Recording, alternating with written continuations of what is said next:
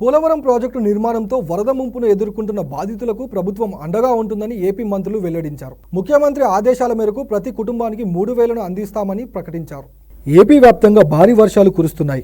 ఈ క్రమంలో పోలవరం నిర్మాణంతో వరద ముంపును ఎదుర్కొంటున్న ప్రజలకు ప్రజాప్రతినిధులు అండగా నిలిచారు. ఏలూరు జిల్లా కుక్కునూరు మండలం దాచారం పునరావాస కాలనీలో మంత్రులు నిమ్మల రామ్మోహన్ నాయుడు, అచ్చెన్నాయుడు, వంగలపూడి అనిత, కొలుసు పార్థసారథి అధికారులు పర్యటించి వరద ప్రాంతాలను సందర్శించారు.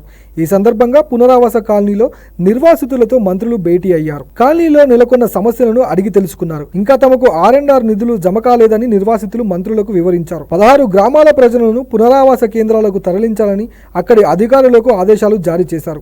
నిర్వాసితులకు ప్రభుత్వం అత్యంత ప్రాధాన్యత ఇస్తుందని పేర్కొన్నారు. త్వరగా బయో టాయిలెట్లను ఏర్పాటు చేయాలని మంత్రి అచ్చెన్నాయుడు ఆదేశించారు. ప్రజలకు నిజాలు తెలియాలనే శ్వేతపత్రాలు విడుదల చేశారని వెల్లడించారు. గతంలో వరదలు వస్తే వైసీపీ నేతలు పట్టించుకోలేదని ఆరోపించారు.